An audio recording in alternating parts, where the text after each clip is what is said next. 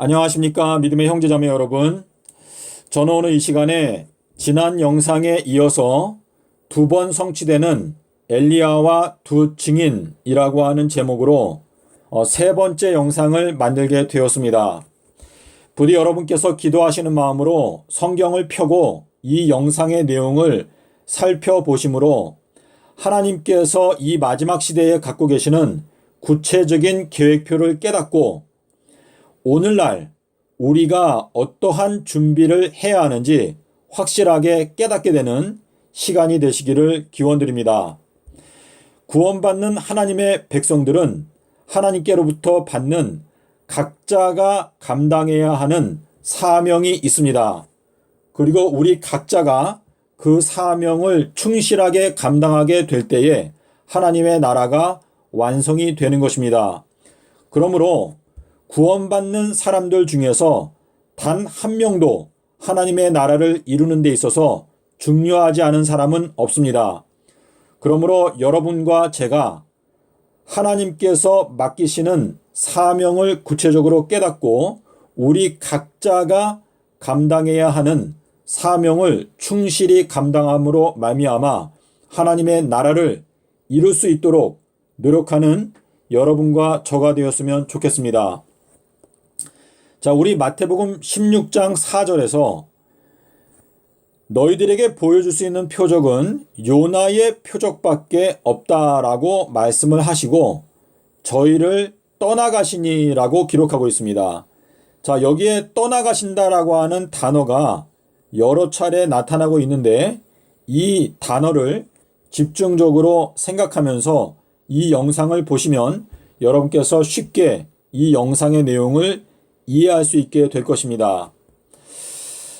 자, 요한복음 12장에서 빛이 있을 동안에 빛을 믿어 빛의 아들이 되라 하시고 저희를 떠나가서 숨으셨다라고 기록하고 있습니다. 요한복음 1장 8절에 보시면 예수님은 참 빛이다라고 기록하고 있습니다. 예수님은 이 세상에 오신 참 빛인데 그 빛이 있을 동안에 그 빛을 믿어서 빛의 아들이 되라. 이 빛의 아들이라고 하는 이 표현은 데살로니가 전서 5장 5절에 보시면 사도 바울이 재림에 대해서 설명할 때 그 날이 너희들에게는 도적과 같이 이르러올 수 없는데 그 이유는 너희가 빛의 아들들이고 낮의 아들들이기 때문이다 라고 설명하고 있습니다. 자, 근데 예수님께서 빛이 있을 동안에 빛을 믿어 빛의 아들이 되라 하시고 저희를 떠나가서 숨으셨다라고 기록하고 있습니다.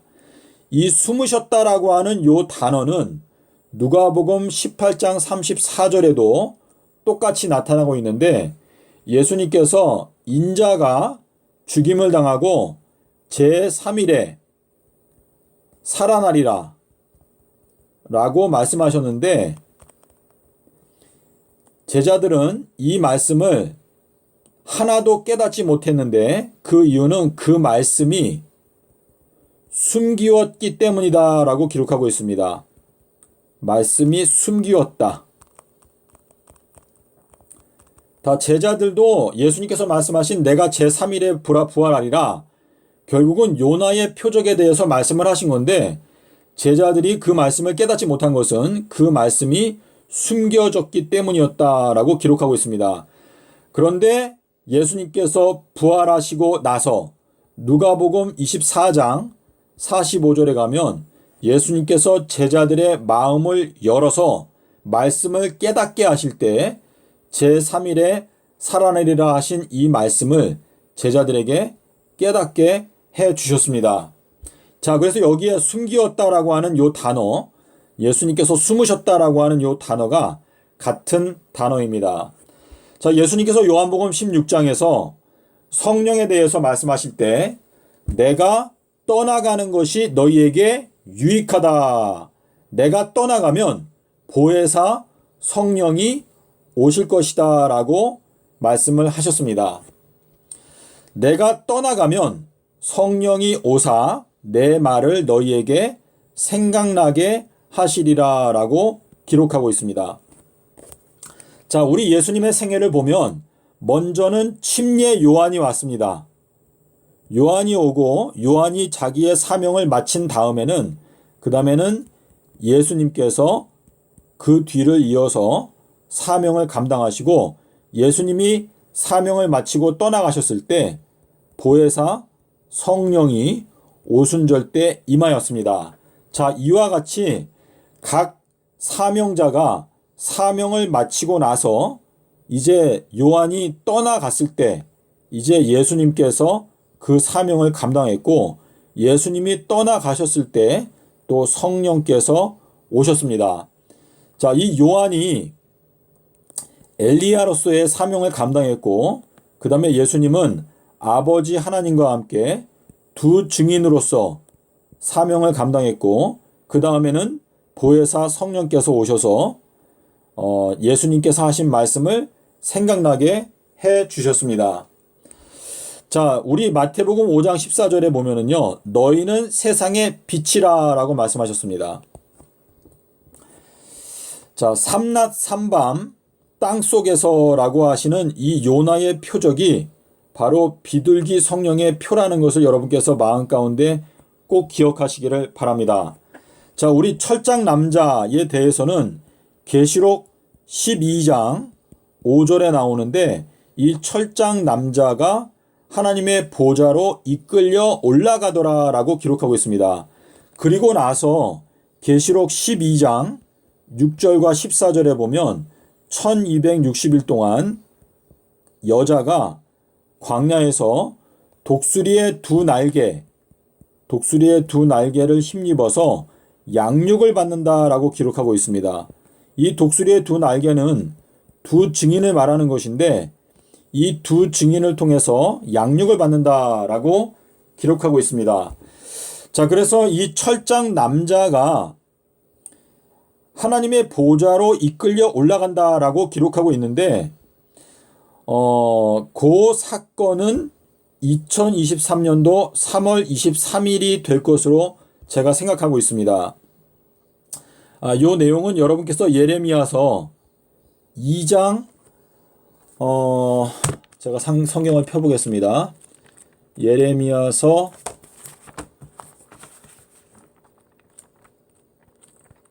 2장 예레미야서 2장에서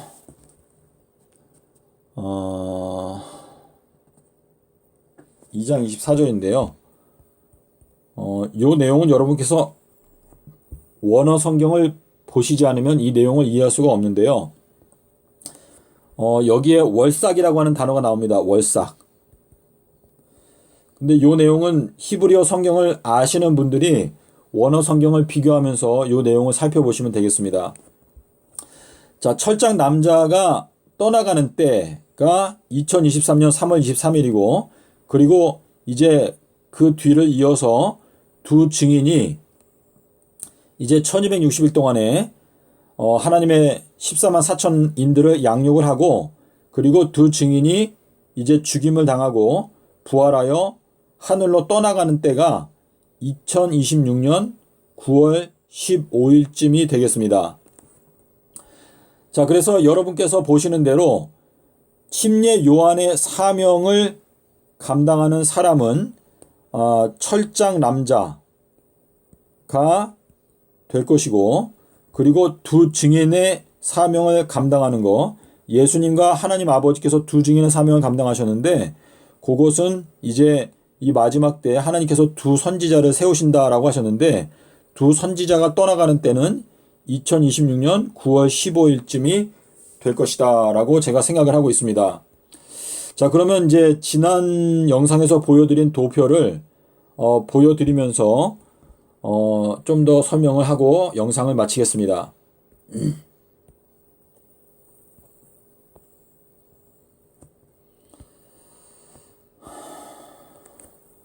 자, 여러분 보시는 대로 엘리야, 그 다음에 두 증인, 그리고 인침이 있고 큰 환란이 있습니다.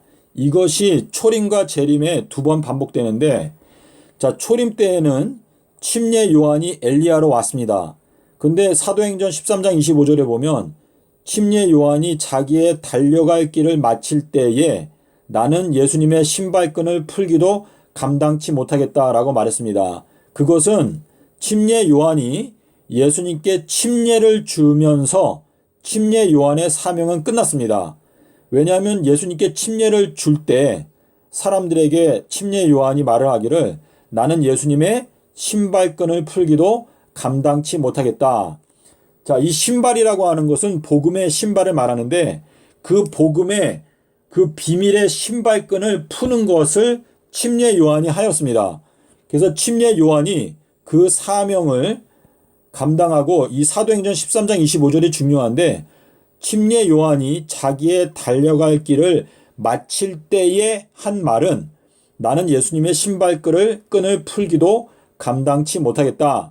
결국은 침례 요한은 이제 예수님께 침례를 주고 조금 있다가 이제 감옥에 갇혔는데요. 침례 요한의 사명은 예수님께 침례를 주면서 끝이 났습니다.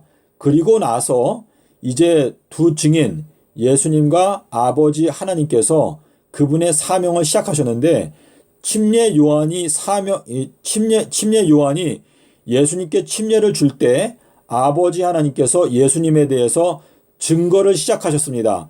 이는 내 사랑하는 아들이고 내 기뻐하는 자다라고 증거를 하셨고 그리고 마태복음 17장 5절에서 구름 속에서 소리가 나기를 이는 내 사랑하는 아들이고 내 기뻐하는 자니 너희는 저의 말을 들으라 라고 아버지께서 증거를 하셨습니다.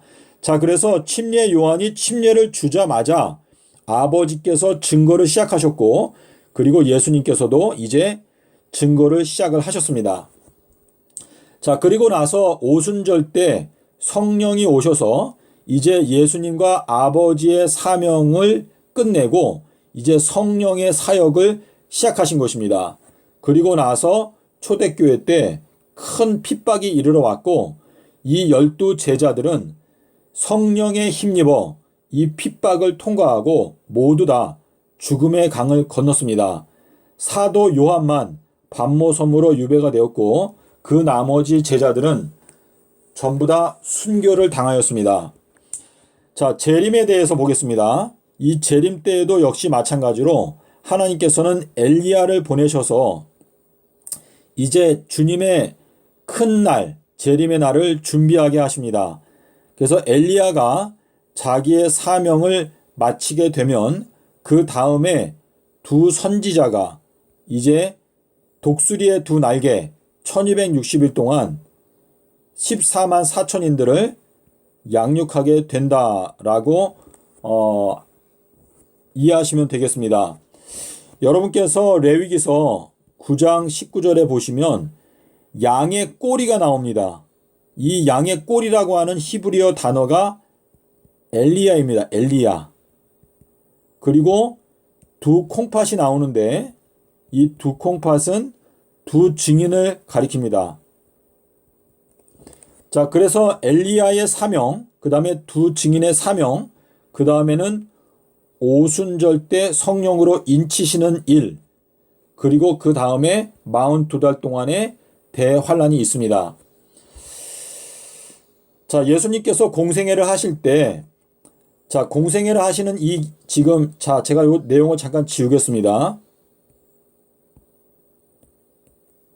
자, 여러분께서 지금 예수님께서 두 증인으로 활동하신 요 기간 동안에는 마태복음 10장 6절에 보시면 너희가 이방인에게 가지 말고 또 사마리아인에게도 가지 말고 이스라엘 집에 잃어버린 양들에게 가라라고 말했습니다. 자, 여러분께서 성경이 있으면 한번 마태복음 10장 6절을 보시면 좋겠습니다. 마태복음 10장 6절과 짝이 되는 성경절이 바로 마태복음 28장 19절 그리고 사도행전 1장 8절인데요. 자, 왜 그런가 하면 예수님께서 공생애 하시는 기간 동안에는 제자들에게 말씀하시기를 너희들은 이방인에게 가지 말고 사마리아인에게 가지 말라. 이스라엘 집에 잃어버린 양들에게만 가라라고 말씀하셨습니다. 그리고 이제 그 가나안 여자가 예수님께 왔을 때도 나는 이스라엘 집에 잃어버린 양들 외에는 보냄을 받지 않았다라고 말씀하셨습니다. 자, 그런데 예수님께서 이제 부활하시고 나서 승천하시기 직전에는 뭐라고 말씀하셨냐면 너희들은, 자, 마태복음 28장 19절에 보면 여기에 이방인이라고 하는 단어가 원어에 들어 있습니다. 너희는 모든 이방인들에게 가서 천국 복음을 전파하라. 사도행전 1장 8절에도 보시면 오직 성령이 너희에게 임하시면 너희가 권능을 받고 사마리아와 땅끝까지 이르러 나의 증인이 될 것이다. 자, 여기에서도 사마리아인이 나오고 땅끝이라 라고 말씀하셨는데 이 마지막 때에도 똑같습니다. 이 두 증인이 활동하는 기간은 예언하는 기간입니다. 예언. 자, 이 예언의 은사는 고린도전서 14장 22절에 보시면 믿는 자들을 위해서 주시는 은사가 예언입니다. 자, 그런데 오순절 때 성령의 인침을 받고 이제 이때가 되면 방언을 하게 되는데 요 내용은 요엘서 2장 28절에 보면 그날 후에는 이제 내가 만민에게 내 영을 부어주겠다라고 말했는데요. 요엘서 2장 28절에 있는 이 내용은 사도행전 2장에서도 베드로가 인용을 하였는데 오순절 때 성령의 인침을 받고 이제 방언을 하게 될 때 방언의 은사는 이방인들을 설득하기 위해서 하나님께서 주시는 은사다라고 말했습니다. 그래서 이 오순절 때 성령을 받고 이 대환란 기간 동안에 14만 4천인들이 전도를 하게 되고 이방인들이 이제 예수님께 회개하고 나오게 되는 역사가 일어나게 될 것입니다. 자, 그래서 여러분, 예수님께서 공생애 하실 때는 이방인들에게 가지 말라 하셨고 오순절 성령을 받고 나서는 이제 예수님께서 말씀하시기를 이방인들에게 가라, 사마리아인들에게 가라 라고 말씀하신 것처럼 이 마지막 때에는 이 두 증인이 활동하는 이 1260일의 이 기간은 믿는 자들을 이제 양육하기 위한 기간, 믿는 자들에게 진리의 말씀을 확실하게 전달하기 위한 기간이고 그 다음에 오순절 성령을 받고 나서는 이방인들에게 전도하는 기간이다라고 이해하면 되겠습니다. 자, 그래서 이 마지막 때에는요.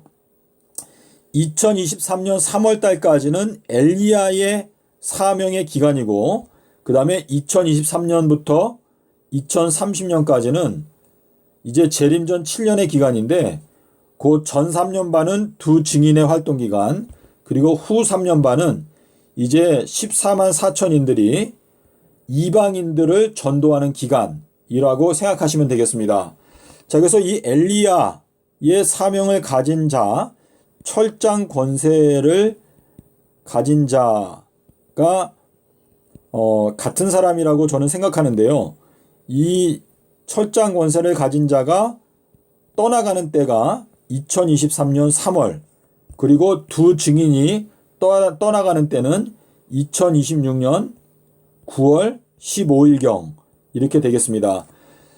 자, 그래서 철장 권세를 가진 자가 떠나가게 되면 그 철장 권세를 가진 자에게 있었던 하나님의 영감이 두 증인에게 이르러 오게 되고 이제 두 증인이 승천하게 되면 그 성령이 이제 14만 4천인들에게 이르러 오게 되고 그리하여 14만 4천인들이 성령의 큰 능력으로 이방인들에게 복음을 전파하게 된다라고 제가 이해를 하고 있습니다. 믿음의 형제자매 여러분, 기도하시는 마음으로 이 내용을 살펴보시게 된다면 저는 이 예수님께서도 역시 두 증인으로서 아버지 하나님과 활동을 하셨다라는 것을 생각하게 될 때 초림과 재림은 쌍둥이다, 닮은 꼴이다 라고 이해를 할 수가 있게 되었습니다. 여러분께서 이 내용을 생각하심으로 하나님께서 갖고 계신 구체적인 계획표를 확실하게 알게 될 때 하나님께서 여러분 각자에게 어떠한 사명을 맡기시든지 그 사명을 감당할 수 있는 용기와 또 준비를 할 수 있게 될 줄로 생각합니다. 하나님께서 여러분을 엘리야로 부르시든지 또는 두 증인으로 부르시든지 또 14만 4천이로 부르시든지 하나님께서는 그분의 선하신 뜻에 따라 우리 각자에게 사명을 맡기시게 될 것입니다. 우리 각자가 맡은 바 사명을 충실하게 감당할 때에 비로소 하나님의 나라가 완성이 될 줄로 믿습니다. 여러분께서 부디 사람의 일을 생각하지 말고 하나님의 일을 생각하게 되시기를 바랍니다. 예수님께서 베드로에게 사단아 내 뒤로 물러가라 너는 나를 넘어지게 하는 자로다 라고 말씀을 하시면서 너가 하나님의 일을 생각하지 않고 도리어 사람의 일을 생각한다 라고 책망하셨습니다. 부디 여러분 저희들은 이 마지막 때 하나님의 일을 생각하게 되시기를 바랍니다. 사람에게 칭찬을 받기 위해서 노력할 것이 아니라 하나님의 일을 생각하고 하나님의 일을 이루기 위해서 저희 각자가 충실하게 행동할 때 하나님의 나라가 완성될 줄로 믿습니다. 감사합니다.